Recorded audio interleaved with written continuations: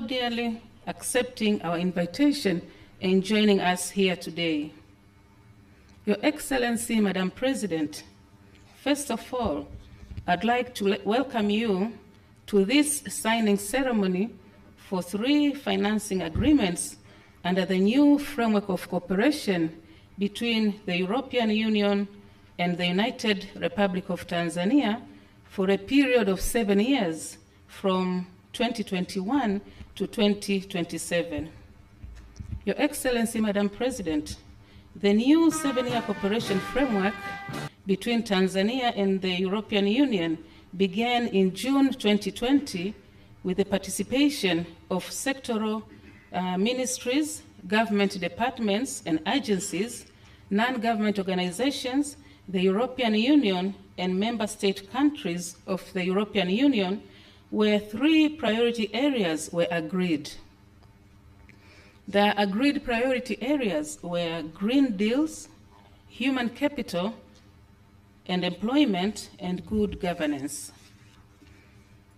Your Excellency, Madam President, you will recall that during your visit to Belgium in February 2022, you met Honorable Ursula von der Leyen, the President of the European Union, and you were informed that the European Commission has contributed grants allocation to Tanzania to the tune of euro 703 million, which equals to 1.781 trillion in a period of 7 years. These funds have been directed to various projects in the country as per the priority areas of the new framework between Tanzania and the European Union. That is the Multi-Annual Indicative Program, MIP, for Tanzania. And this is for the period from 2021 to 2027, which is divided into 2 phases. The first phase has a total amount of euro 426 million, which equals to 1.07 trillion Tanzanian shillings, which is equivalent to 60%, and was planned to be committed for 4 years before the midterm review. The remaining amount, which is euro 277 million, equivalent to Tanzanian shillings 701.42 billion, will be committed after the midterm review. Your Excellency, Madam President, to date, the government, through the Ministry of Finance and Planning, has completed the formulation of 6 programs in a period of 2 years worth euro 394.35 million, which is equal to 998.57 billion Tanzanian shillings, equivalent to 56.1% of all funds allocated under the framework for the period of 7 years. The amount of 106 million euros, which is Tanzanian shillings 385.08 billion, has been allocated as a budget support aiming at enhancing public policy and regulatory reforms in respective sectors. These projects are implemented in 2 main approaches, which are budget support as a government preferred modality and direct to project funds through international organizations and civil society organizations in close collaboration with the European Union and sectorial ministries. Your Excellency, Madam President, the program which have been formulated to date under the MIP 2021-2027 are as follows. Number 1, gender transformative action in Tanzania with a value of euro 70 million, equivalent to 117.67 billion Tanzanian shillings, which is implemented by the Ministry of Community Development, Gender, Women, and Special Groups. The second one is Digital for Tanzania, an e-government support program with a value of euro 35 million, equivalent to 88.83 billion T shillings, implemented by the Ministry of Communication and Information Technology. The third one is Green and Smart Cities program with a value of euro 75 million, which is equivalent to 190.36 billion, implemented by the President's Office, Regional Administration and Local Government, TAMISEMI. The fourth one is Finance for Growth, with a value of euro 63.35 million, equivalent to 160.79 billion Tanzanian shillings, implemented by the Ministry of Finance and Planning. The fifth one is Blue Economy for Job Creation and Climate Change Adaptation, with a value of euro 110 million, which is equivalent to 179.20 billion, implemented by the Office of the Vice President, Environment, the Ministry of Livestock and Fisheries, the Ministry of Natural Resources and Tourism, and the Ministry of Blue Economy and Fishery in Zanzibar. And the sixth one is Cooperation Facility, which is worth 6 million euros, equivalent to 15.23 billion Tanzanian shillings, implemented jointly by the Ministry of Finance and the European Union delegation in the United Republic of Tanzania. Your Excellency, Madam President, in terms of disbursement of the Budget Support Fund, as I speak, the government has received a total of euro 21 million, equivalent to 53.30 billion Tanzanian shillings under the financial year 2021-2022. Also, for the financial year 2022-2023, the government has received euro 32.48 million, equivalent to 82.44 billion Tanzanian shillings. Furthermore, under the outgoing cooperation framework, the 11th European Development Fund, National Indicative Program 2014 to 2020, formerly known as the 11th EDF NIP, the government of Tanzania has received a total of euro 13.628 million, which is equivalent to 34.59 billion, and specifically targeted for improvement of rural roads in the Southern Highland regions, implemented by the Tanzanian Rural and Urban Road Agency, TARURA. Therefore, Madam President, this makes a total of euro 46.11, equivalent to 117.036 billion, received under the financial year 2022-23, of which will be announced today. Your Excellency, Madam President, another modality of implementation of aforementioned projects is direct-to-project funds through international organizations from EU member states and UN organization, also referred as complementary measures. Projects signed in 2019, 2021, 22 financial year are Gender Transformative Action, Green and Smart Cities, and Digital for Tanzania. European Union is in the final stages of signing contribution agreements on the implementation of projects through this modality.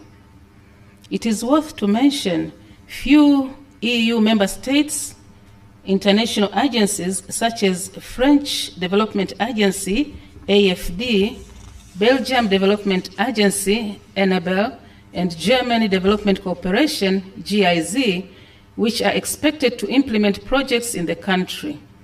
Some of the projects that will be implemented by these organizations include preparation of bankable projects in the city of Mwanza, Nyamagana and Ilemela, and Tanga. The preliminary feasibility study has identified some possible bankable projects to be carried out in near future under blending finance. These include which there is upgrading and rehabilitation of Mgandini Market, upgrading Kasera fish landing sites, and improvement of Mlango wa Chuma Market. In Ilemela Municipal Council, it will be refurbishing Mwaloni Market, upgrading fish landing sites, Old and New Igombe, and upgrading Buswela Market. In Mwanza City Council, it will be refurbishing Nyakato Abattoir, development of Buhongwa Market, and upgrading of Nyegezi Machinga Market.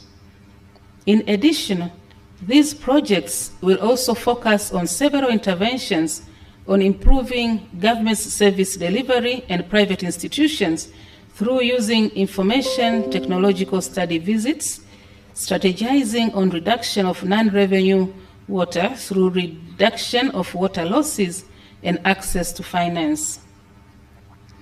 Your Excellency, Madam President, I would also like to inform you on the Zanzibar participation in the formulation of these projects.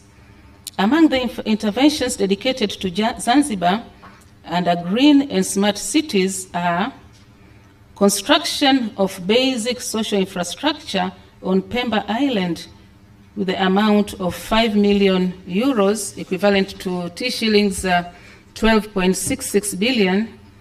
Currently, the procurement process is ongoing to select an NGO that will implement the project. Further, the complementary support agenda program is also focused on the following. An amount of euro 4 million has been allocated to Zanzibar to address gender-based violence, in particular for women and children. This project is implemented by UN Women in collaboration with the Ministry of Gender in Zanzibar. An amount of euro 20 million in mainland to enhance women economic empowerment through productive social safety net programs implemented by TASAF and SIDA. An amount of euro 6 million is allocated to support financial institutions such as Impact Fund to contribute directly through local finance institution and also indirectly through the financial sector business environment to increase women access to finance, promoting green and digital opportunities. Other funds amount to euro 5 million has been allocated for enhancement of women participation in leadership and decision-making processes. These funds aim to promote equitable social norms, attitudes, and behavior, promoting gender equality and fostering at community and individual level. Under the new program of Blue Economy and Finance for Growth, an amount of euro 78 million and euro 33.35 million is allocated for complementary support respectively, where discussions are still ongoing on the interventions to be implemented in Tanzania mainland and Zanzibar. Your Excellency, Madam President, today we will sign 3 financing agreements for programs formulated in the year 2022. These are Blue Economy for Job Creation and Climate Change Adaptation, euro 110 million, Finance for Growth, euro 63.35 million, and Cooperation Facility, euro 6 million. These projects aim to improve the public finance ecosystem and booming blue economy sector in the country. In addition, as mentioned above, EU will today announce the funds disbursed for budget support. Your Excellency, Madam President, let me conclude by assuring you that the government will continue to work closely with the European Union to strengthen our historical and long-term cooperation ties. The strengthening of our cooperation with the European Union will continue stimulating development in various economic sectors and social services and provide employment and business opportunity for all parties.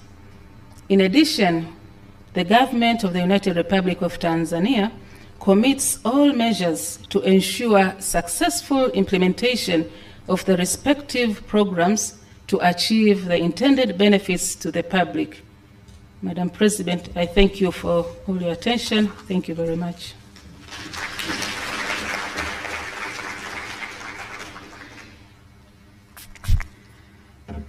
Mheshimiwa Rais wa Jamhuri ya Muungano wa Tanzania, tunamshukuru sana Katibu Mkuu kwa kutoa maelezo ya awali ambapo amegusia maeneo yote ya ile miradi ambayo tafadhiliwa na msaada huu wa wenzetu wa Umoja wa Nchi za Ulaya, lakini pia hata matumizi yake, na amegusa maeneo mbalimbali na pia kuhakikisha kwamba mambo yote yatakwenda kama ilivyopangwa. Naomba tumpongeze kwa makofi mengi sana. Mheshimiwa mgeni rasmi, naomba sasa kwa heshima kubwa nimwalike kiongozi wetu wa ujumbe huu wa nchi za Umoja wa Nchi za Ulaya, Mheshimiwa Balozi Manfredo Fanti aje atoe maelezo. Your Excellency, may I now welcome His Excellency Ambassador Manfredo Fanti to come forward and deliver his remarks on behalf of the delegation. Manfredo Fanti, benvenuti tutti. Karibu sana. Karibu sana, hicho ni Kitaliano. Asante sana, this is very nice. Your Excellency, President Samia Suluhu Hassan, President of the United Republic of Tanzania, Honorable Minister Mwigulu Lameck Nchemba, Honorable Angela Yasmin Kairuki, Honorable Minister, Honorable Minister Selemani Jaffo, Honorable Representative Deputy Minister Suleiman Amir, Honorable Deputy Minister Mary Masanja, Honorable Abdallah Hamis Ulega, Honorable Suleiman Masoud Makame, and also Honorable Governor of the Central Bank Emmanuel Tutuba, and government officials, ladies and gentlemen, religious leaders and colleagues from the European Union. Habari za mchana. It is a great honor for me to celebrate the disbursement of 140 billion Tanzanian shillings grant to the national budget in the presence of Your Excellency and dignitaries. The disbursement of this budgetary support to the Treasury coffers indeed deserves such a symbolic communication event witnessing our close cooperation. This amount is part of the different EU grant budget support operations that we have put in place together with the government of Tanzania for the period 2021-2027, and which have a total budget of 637 billion Tanzanian shillings. There are different ways of contributing to the sustainable development of Tanzania. Some of them are very visible. If you directly finance a school or a hospital, there is a tangible infrastructure, and the proof of your contribution is really brick and mortar. But today, we are here about a different modality that we have agreed with the Tanzanian government, and as you said, this is the preferred modality by the Tanzanian government. And this is something that we have been working on together for years, and by contributing to the national budget and by aligning ourselves to the policies of the country, looking at its medium-term reforms. We believe in this approach because of the ownership it creates in the partner country. However, it has also a downside, the fact that we lose the external visibility of our funding because we cannot show something that you can concretely touch. But this is clearly not true today. The truth is that a combination of the two modalities is necessary, including also the development of private investment. With this idea in mind, the European Union has designed a new strategy that is called Global Gateway. Its aim is to contribute to infrastructures that can be transformative for the country in the fields of transport, energy, climate change, digitalization, education, and health. To catalyze such big investments, we intend to bring in public and private finance. This new offer was therefore developed with the EU member states, the European development banks, and the European private sector, all gathered under the single banner of Team Europe. A concrete example of the Global Gateway in Tanzania is the upcoming construction of the 88 megawatt Kakono hydropower plant in the Kagera region, worth 780 billion Tanzanian shillings and made possible by a grant of the European Union of 94 billion Tanzanian shillings. The deal was signed during the EU-Tanzania Business Forum in February this year. The EU is also prepared to partner with Tanzania in strengthening the port of Dar es Salaam as the East African global gateway. Together, we could aim to unblock the port's full potential, drive economic growth, and create a prosperous future for Tanzania and the entire East African region. Also, developing green urban mobility, including the implementation of the bus rapid transit system in Dar es Salaam and in other Tanzanian cities, we can enhance efficiency, reduce emissions, and provide accessible and reliable public transportation options for the Tanzanian citizens.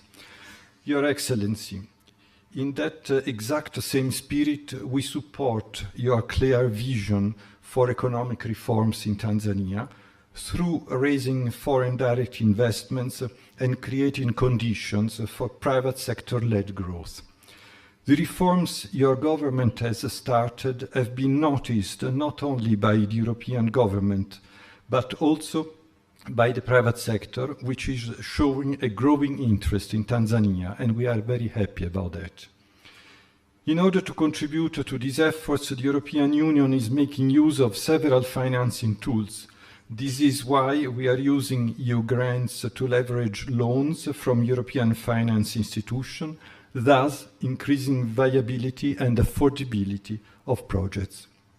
This will be, for example, the case of the second phase of the water supply program in the city of Mwanza to start in the near future. We also provide financial guarantees to de-risk projects or line of credit with the same ambition of boosting investment. Credit lines announced during the business forum by the European Investment Bank to Tanzanian commercial banks for SMEs development, notably in the field of gender and blue economy, are examples of blending finance and guaranteeing loans, and that have already started contributing to the national agenda. Indeed, more than 50% of those funds are ready to be disbursed to these banks by the end of this month of July. More than 9,500 beneficiary SMEs have already been identified, signed contracts with the banks, and shall benefit from this funding, among which 3,500 are women-led.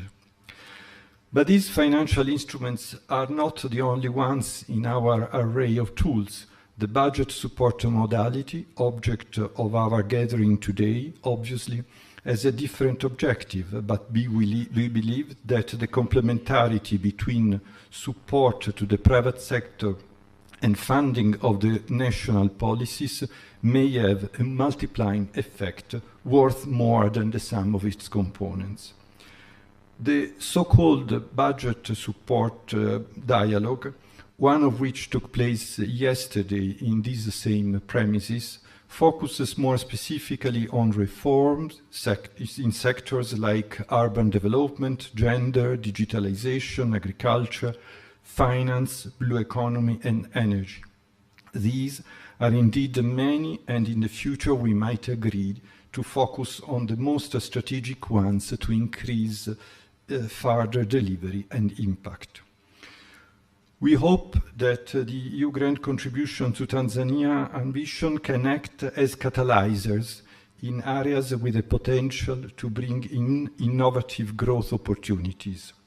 Given that such contributions are predictable because we commit over a period of 4 to 5 years, they may also help in planning of the country's development and favor adequate and additional allocations within the national budget. Your Excellency, as a conclusion to my remarks, allow me to come to a topic that I know is very close to your heart, the gender agenda. I congratulate you on the reform drive in this field. from school readmission policies to the formulation of the Generation Equality Forum program, your country is in the forefront of a new era for girls and women. With its biggest gender program worldwide here in Tanzania, worth 230 billion Tanzanian shillings, named Breaking the Glass Ceiling, and which has been so eloquently presented by the Permanent Secretary, the EU aims to showcase that we are not only an economic partner, but we are also a partner for values to bring more equality, more stability, and better tomorrow for the people of Tanzania. So, if I can conclude my remarks with a personal touch, I would like to say that we have been mentioning a lot of figures, a lot of billions of Tanzanian shillings, but what is also very important in what we do together is the human links that we are creating between us, the fact that we have such a good dialogue among us and that we are creating a friendship, and this we value very much. And then my very final word is to say that, as you know, I have come to the end of my mandate. I will be leaving this country very soon after 4 unforgettable years in Tanzania. And if it is sad to leave Tanzania, it is at the same time very good that I leave it with a sense that we have been doing a lot of positive things together. And one of these is, for instance, what we are doing here today. So I thank you very much for the brilliant cooperation that you have extended, not only to me, but to the people who are sitting there and who are really committed to work for Tanzania. Thank you very much for your attention, Mheshimiwa. Asante sana. Asante sana. Balozi Fanti kwa maelezo hayo. Mheshimiwa Rais wa Jamhuri ya Muungano wa Tanzania, Balozi Manfredo kwa kifupi kabisa amesema tunategemea kuwa mchango wa Umoja wa Ulaya kupitia mikataba hii utaleta chachu katika maeneo yenye kubeba fursa za kukua katika ubunifu. Aidha, mashirikiano yetu yanatadirika kutokana na ushirikiano mzuri wakati wa uandaji wa miradi. Balozi Fanti pia amesema ametoa pongezi kwa juhudi za Mheshimiwa Rais wa Jamhuri ya Muungano wa Tanzania Daktari Samia Suluhu Hassan katika mabadiliko ya kisera yanayolenga kuleta usawa wa jinsia. Aidha, Umoja wa Ulaya kupitia mradi wa Breaking the Glass Ceiling wenye thamani ya euro milioni 90 au bilioni 230 za Tanzania wanaunga mkono juhudi za Mheshimiwa Rais wa Jamhuri ya Muungano wa Tanzania. Tumshangilie sana kabisa.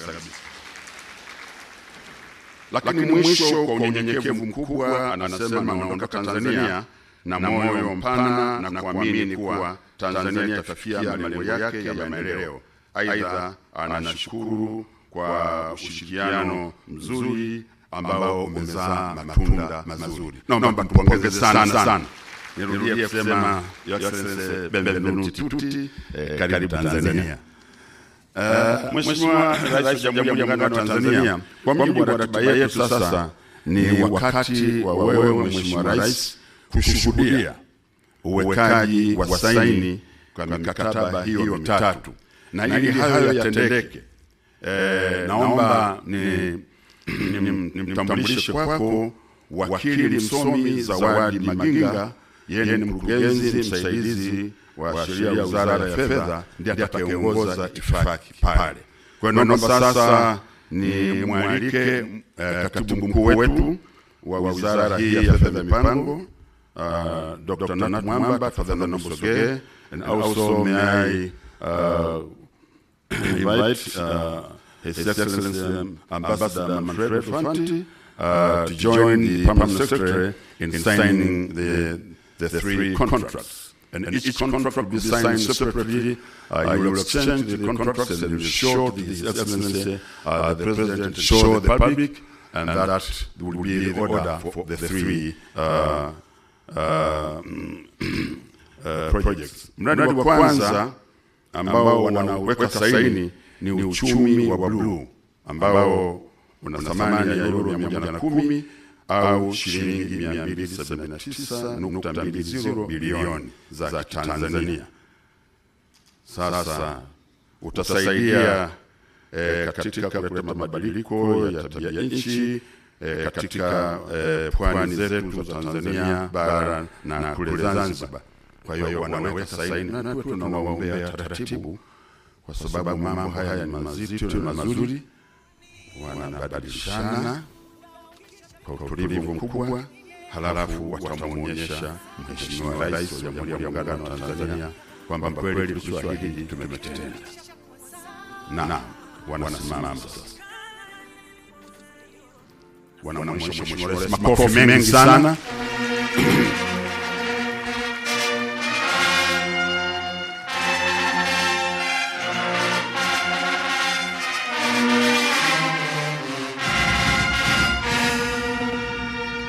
Asante sana. Mradi wetu wa pili ambao wanaweka saini Mheshimiwa Rais wa Jamhuri ya Muungano wa Tanzania ni kuimarisha mifumo ya usimamizi wa fedha za serikali na kukuza sekta binafsi, na wenyewe una thamani ya euro milioni 63.35 au fedha za Tanzania 160.79 bilioni. Wanaweka au wengine wanasema huo msaada ni finance for growth.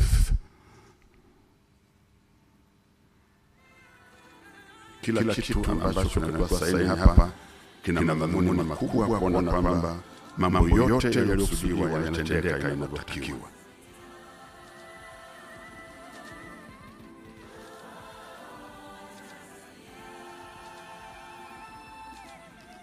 Naam, wamemaliza, wanamwonyesha Mheshimiwa Rais tena. Naomba tuwapigie makofi mengi kabisa.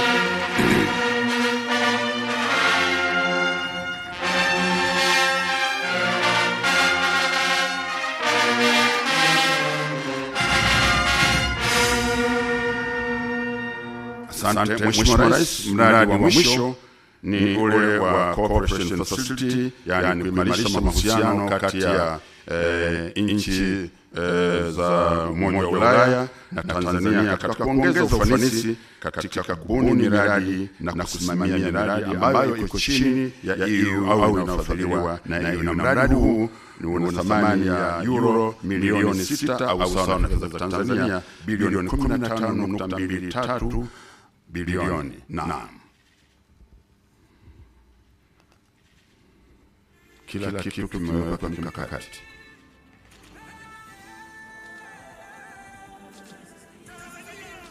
Naam. Sasa wanaonyesha Mheshimiwa Rais wa Jamhuri ya Muungano wa Tanzania makofi mengi sana.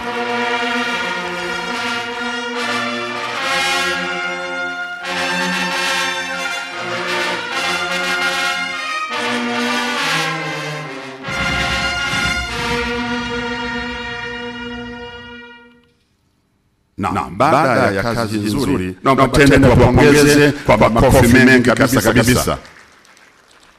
Maana kama Mheshimiwa Rais anapiga makofi, maana yake mambo yamefika mahali pake.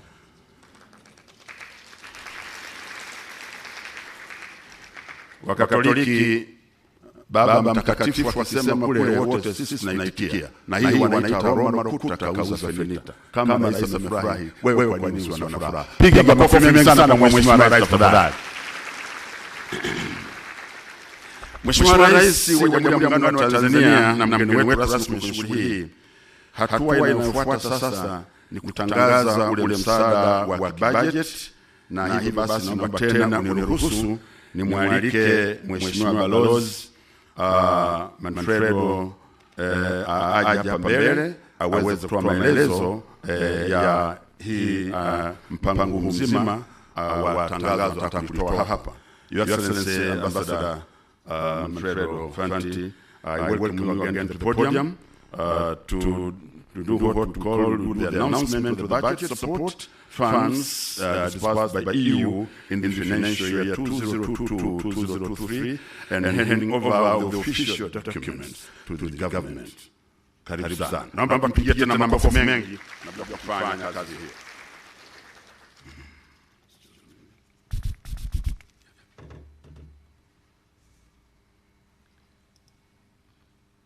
Thank you very much. Well, I'm very happy to announce that in the framework of our cooperation programs between the months of June and July, we have disbursed an amount corresponding to 140 billion Tanzanian shillings. And I said that this is just a part of our other operations that will continue also in the coming year. So this is something that we are proud of because it is a result of a deep dialogue on policies with the government, and I thank you all very much for that. Thank you very much.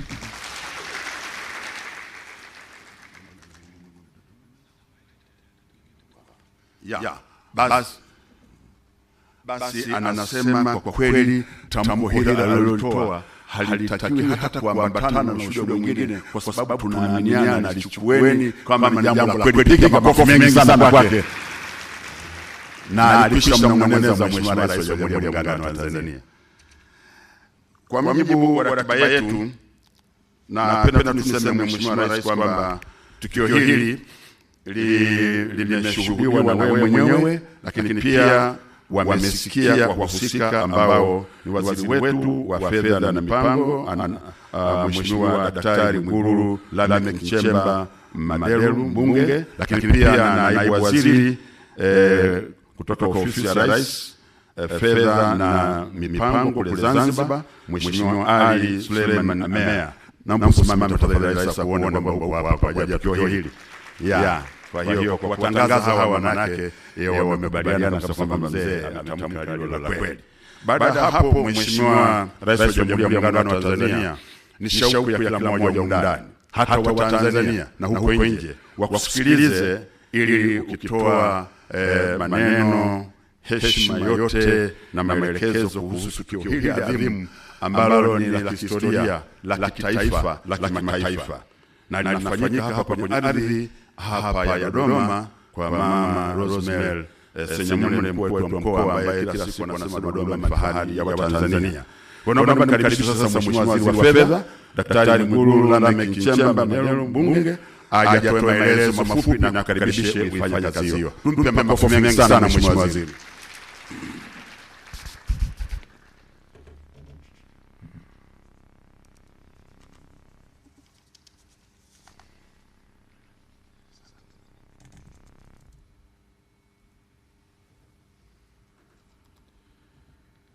Your Excellency, Dr. Samia Suluhu Hassan, President of the United Republic of Tanzania, Your Excellency Manfredo Fanti, EU Ambassador to the United Republic of Tanzania, my comrades, ministers and deputy ministers here present, both from the mainland and Zanzibar, I recognize you all, permanent secretaries here present, Governor of the Bank of Tanzania, Madam Regional Commissioner, and all government officials here present, Excellencies, heads of diplomatic mission and international organizations, representatives from the private sector and the civil societies, my beloved religious leaders, my comrades from security organs, members of press, ladies and gentlemen,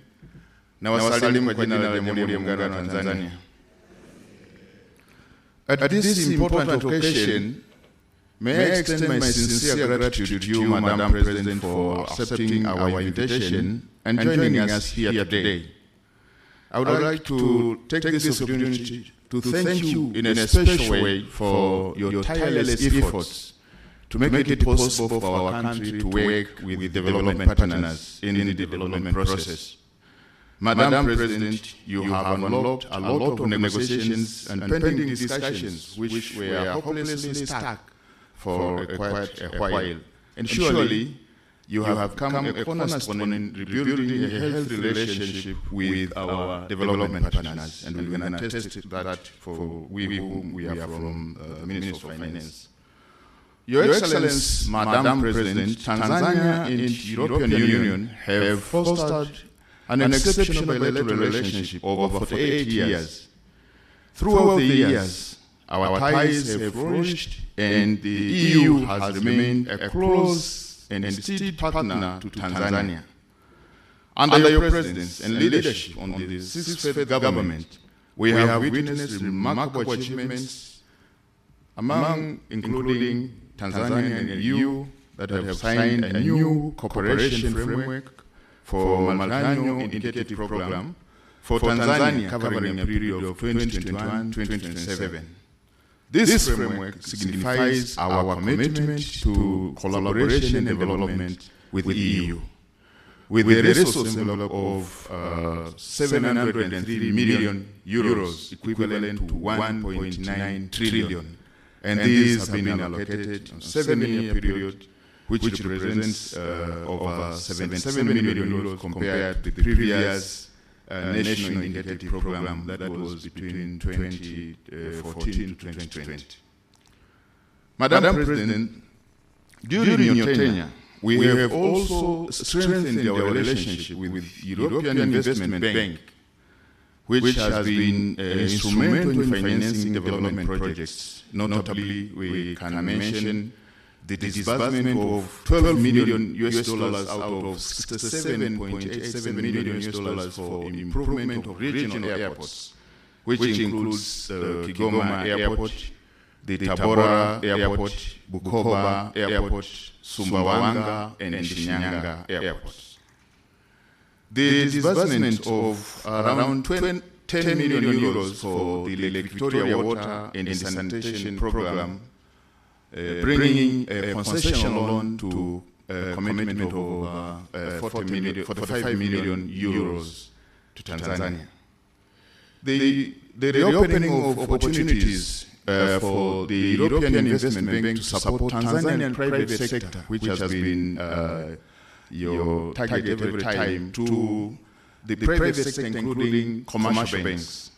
The government has given no objection to the European Investment Bank to advance soft loans to commercial banks, and this includes over 100 million to NMB, 150 million to CRDB, 20 million to KCB, and 7 million to EcoBank, and they are specifically directed to SMEs, women, and youth.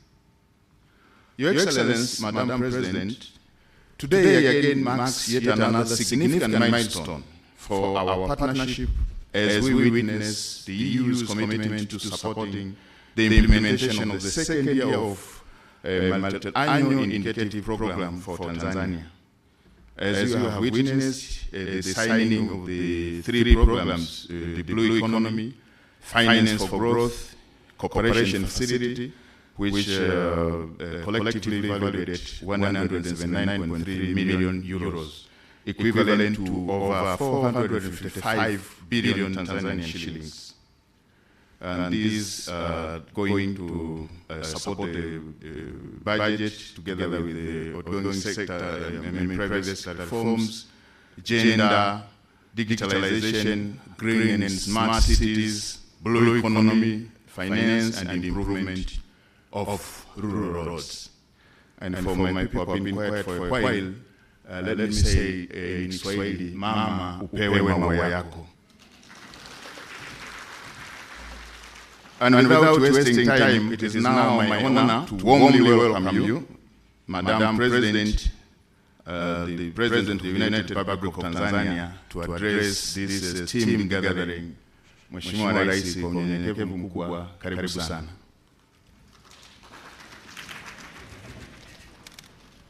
Naomba wote tusimame tafadhali, tumpigie makofi Mheshimiwa Rais, tumpe maua yake kama alivyosema Mheshimiwa Waziri. Ni heshima kubwa kabisa.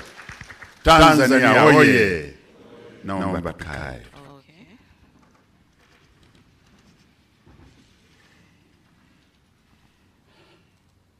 Dr. Mwigulu Nchemba, Minister for Finance and Planning, Honorable Ministers and Deputy Ministers from both Tanzania and Zanzibar with us here, permanent secretaries and deputy permanent secretaries, Your Excellency Manfredo Fanti, European Union Ambassador to the United Republic of Tanzania, Excellencies Ambassadors from the European Union member states, Your Excellency Cedric Merel, EU Head of Cooperation to the United Republic of Tanzania, Governor of the Central Bank of Tanzania, Madame Rose Senyamule, Dodoma Regional Commissioner. I've seen some district commissioners here with us from the Dodoma region. Thank you for coming. I also acknowledge the presence of security organs from the Dodoma region. Thank you for coming. Representatives from the private sector and civil society organizations, religious leaders, government officials, members of the press, invited guests, ladies and gentlemen. It is another great day for Tanzania, and indeed a great pleasure for me to be invited to this important event to witness the signing of 3 financial agreements between the government of the United Republic of Tanzania and the European Union in support of our national budget. I humbly wish to express my profound appreciation to Your Excellency Ambassador Manfredo Fanti, the Minister for Finance and Planning, Dr. Mkuu and the teams from the European Union and the government of the United Republic of Tanzania that made this event a reality and a successful one. This grant will significantly contribute to an accelerated implementation of development programs in our country.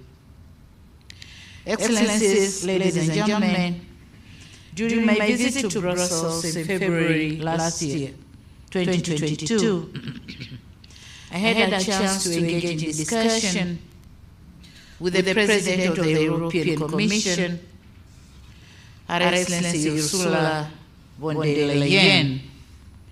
I'm delighted that one of the outcomes of that visit was the formulation of programs which have triggered this second disbursement of 46.11 million euro, following the first disbursement of 21 million euro dished out in June last year.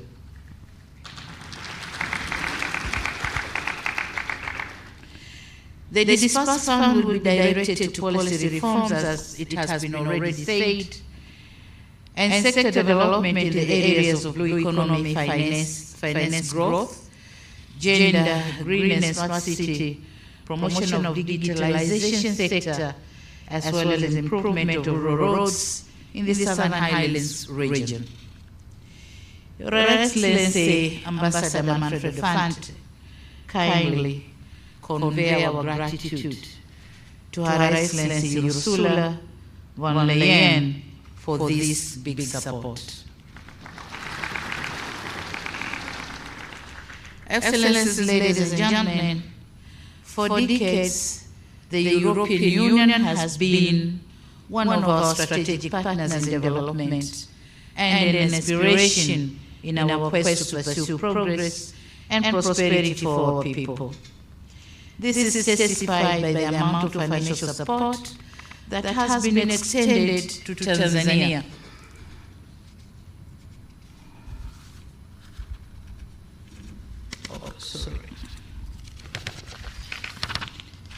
That has been extended to Tanzania since the signing of the first partnership agreement between the European Union and African, Caribbean and Pacific states in 1975. So far, Tanzania has received about 2.3 billion million euros, which is equivalent to 5.9 trillion shillings as grants. and a huge amount of money on loans, but concession loans, not commercial loans, from the European Investment Bank.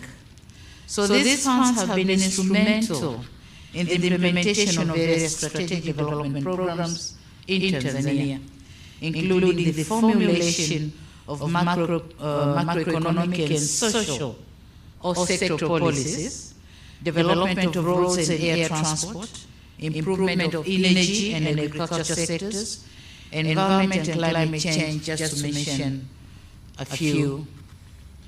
These are projects implemented under the Cotonou Partnership Agreement (CPA), of which the government of the United Republic of Tanzania considers with high regard. We say thank you so much.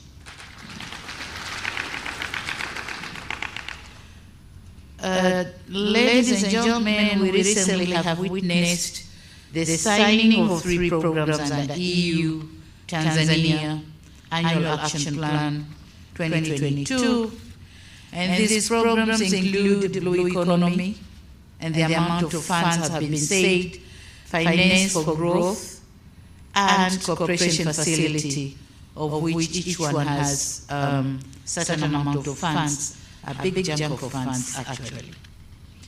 We have had the details of the programs during the remarks by the Permanent Secretary of the Ministry of Finance and Planning.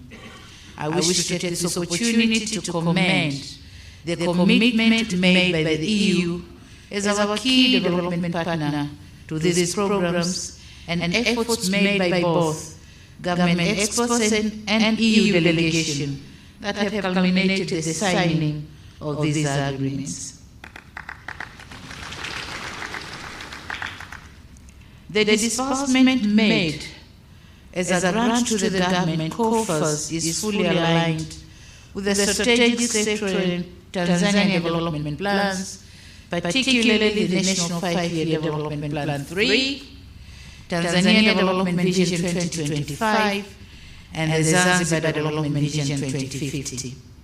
The programs will also complement the theme for the financial year 2023-2024 as adopted by the East African Community, which says accelerating economic recovery, climate change adaptation and mitigation, and enhancing productive sectors for improved livelihoods. So exactly the amount of money dispersed to Tanzanian government is going to accelerate those things and going in line with the East African Community theme for this financial year.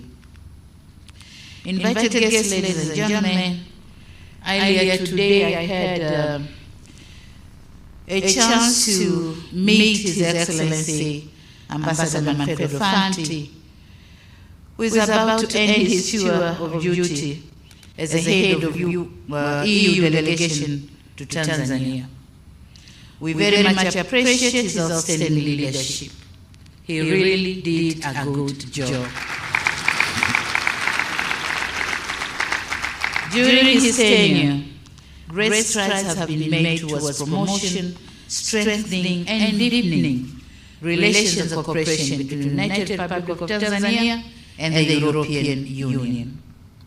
It is also gratifying to note that during his tenure, the amount of trade between Tanzania and EU has nearly doubled from $1.3 billion in 2019 to $2.1 billion in 2022, accounting for about 10% of the total trade in 2022. It is also worth mentioning that the improved cooperation has witnessed an increasing number of tourists from the European Union from 362,393 in 2019 to 449,200 in 2022. And this accounts about 31% of the total visitors in 2022. We also note with appreciation that the organized Tanzania-EU political dialogue and Tanzania EU Business Forum of February 2023 have paved the way for Tanzania's business community to the global economy. Before it wasn't possible, but now the business community can go as far as they can.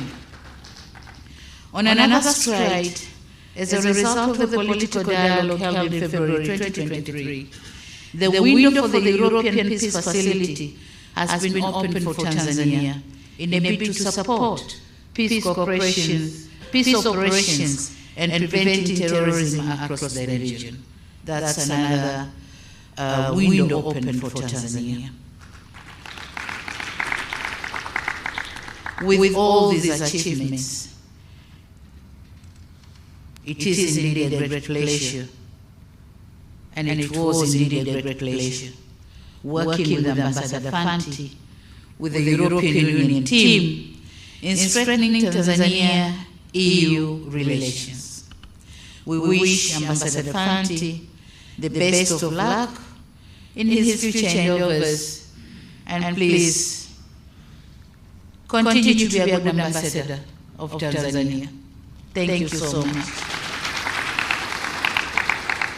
During our discussion, he left me with 5 issues to consider, and they are regional and national.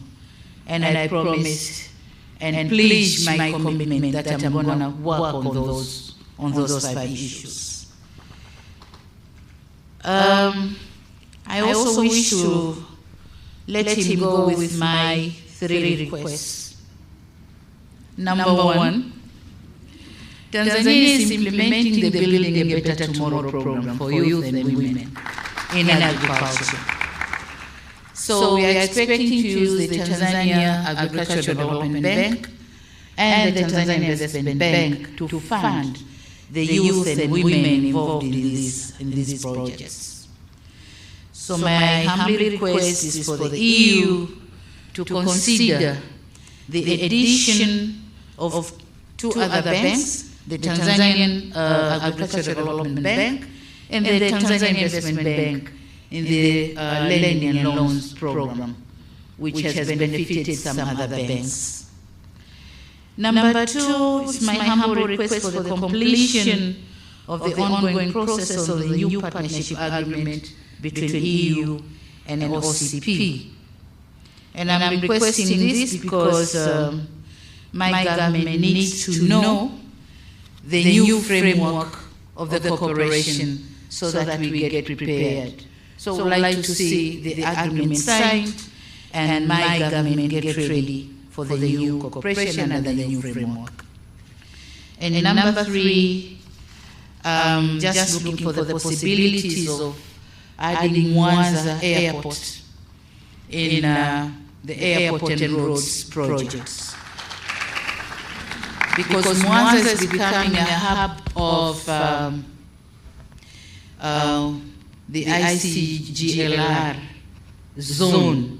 Yeah, so being a hub, we need an international airport, also other infrastructure facilities that could be able to accommodate the neighbors to come to the hub and get the services they want. In conclusion, ladies and gentlemen, I want to reaffirm the commitment of the government of the United Republic of Tanzania to continue working closely with the AU for the mutual benefits. And finally, I wish to reassure that the funded programs shall be implemented with diligence and effectiveness. Thank you so much. Thank you very much. Thank you. Jamani, naomba wote tusimame, tumpe makofi mengi sana Mheshimiwa Rais kwa jinsi ambavyo ameelezea furaha yake katika shughuli ya leo, lakini jinsi alivyozungumza na watu wa EU mpaka yote yakaweza kufanikiwa. Tumpe tena makofi mengi sana. Na amemthibitishia Balozi Fenty na wenzake kwamba serikali yake itasimamia kidete kuona kwamba fedha zote zitatumika inavyotakiwa na kwa misingi iliyokubalika. Haya ni mambo makubwa basi tena kwa niaba ya Watanzania wote mpe makofi mengi Mheshimiwa Rais. Mheshimiwa Rais wa Jamhuri ya Muungano wa Tanzania, tunafahamu muda wako si mwingi, lakini kwa tukio hili tunaomba tupate picha chache za kumbukumbu kama ifuatavyo. Na naombe hapa nyuma kidogo tuwe na nafasi ili tuweze kukamilisha. Picha ya kwanza ni waheshimiwa mawaziri na manaibu waziri wote. Picha ya kwanza hiyo, makatibu wakuu na manaibu wao wajiandae.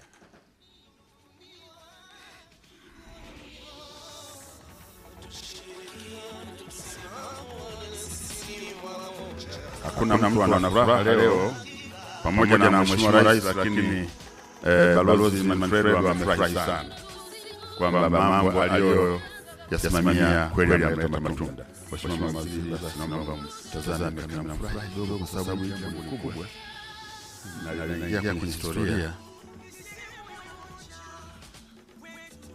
Naam.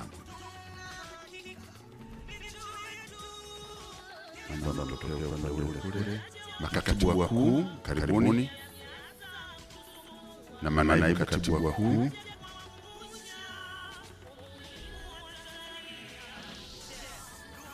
Sasa gavana wa benki kuu naomba tujoin hapa, maana hamna ujanja.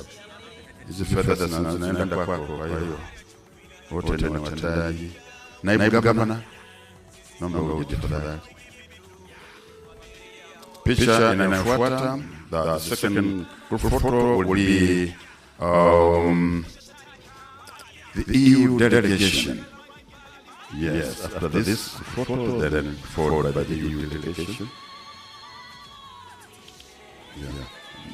Mheshimiwa ni kwa vimo jamani. Asante sana. Urefu ni amri ya Mungu, ufupi amri ya Mungu, labda tu nene ndio juhudi zako jikoni.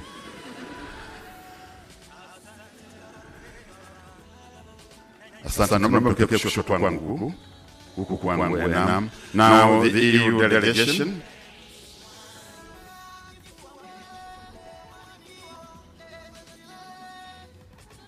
You're welcome.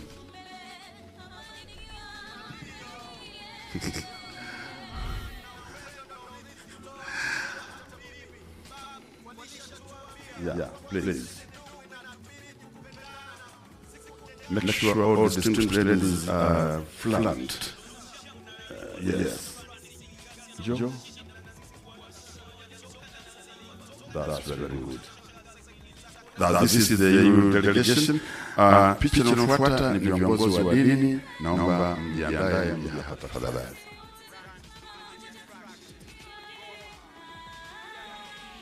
Asante. Thank you very much. Can we take leave? Mheshimiwa viongozi wa dini.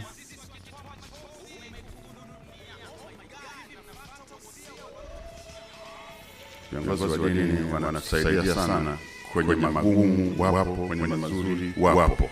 Hili ndio linatakiwa namna hii.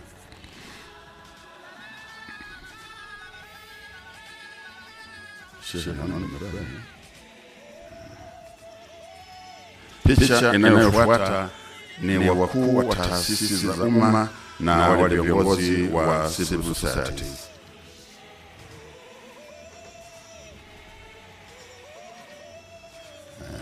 Kama mambo wengi tutagawanya kidogo. Hebu mlio upande huu kwangu simameni hapa kwa njoo simameni hapa. Waje wamalize upande ule kule ili iwe rahisi.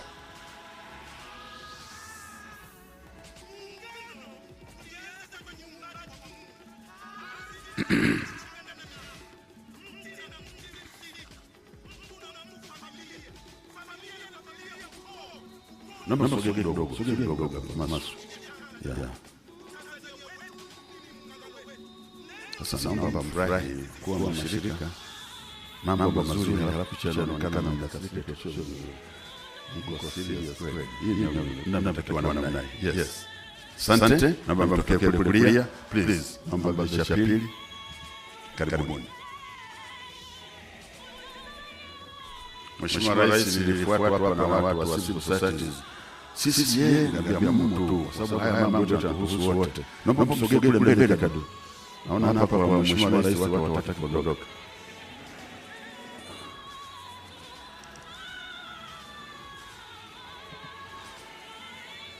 Ya picha inayofuata.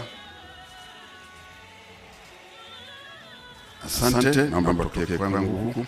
Picha inayofuata sasa, Mheshimiwa Mkuu wa Mkoa, wakuu wa wilaya na kamati yako ya ulinzi na usalama, tafadhali.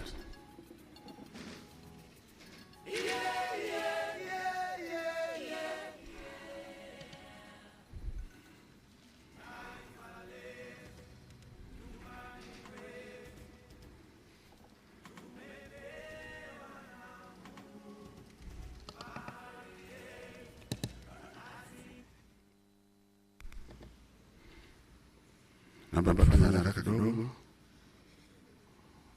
Ona medius disiwa Kongo wanatamani wawe katikati kidogo, lakini ndio mkoa yuko hapa. Wewe mzee, mbona uko mfupi kule mbele kabisa kule kwa askari pale, uonekana na wewe. Furahini. Hawa ndio Dodoma fahari wa Tanzania. Asante sana. Shukrani. Uongozi wa Wizara ya Fedha na Mipango, the management. Karibuni. Hii naona ndio itakuwa picha ya mwisho kama tutaelekezwa vingine.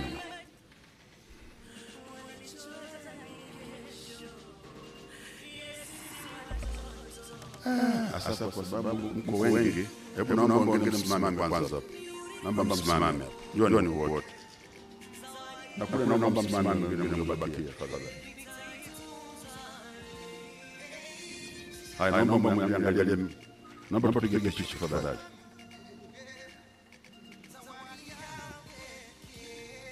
Asante.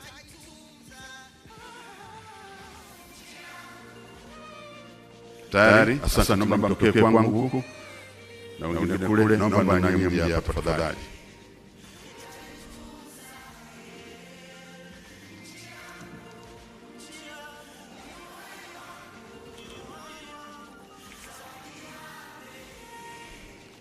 Naomba tufanye haraka tafadhali. Ukikosa hii picha utaipata tena picha kama hii. Pepe.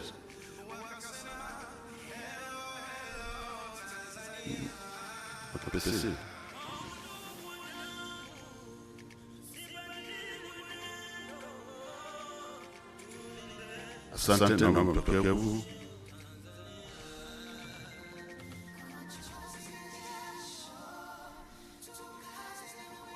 Pepe. Ya. Hii inaonekana maalum.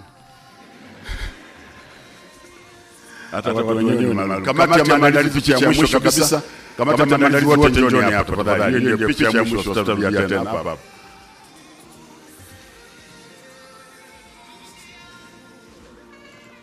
Haya, asante. Kamati ya maandalizi tafadhali. Mheshimiwa Rais, na mimi naomba hii nyingine na mimi, maana sina picha nyingine.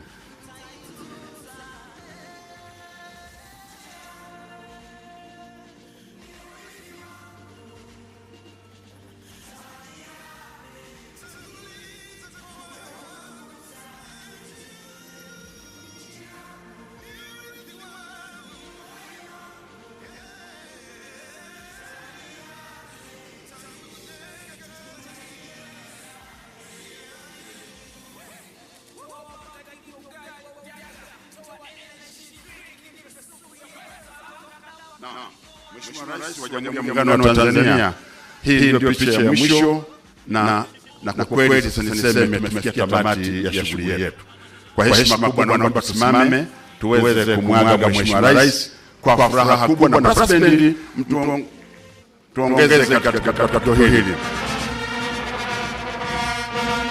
Makofi mengi kabisa kwa Mheshimiwa Rais anapoondoka nje ya ukumbi huu. Asante sana Mheshimiwa Waziri Mkuu Chemba, Katibu Mkuu na wote. Hakika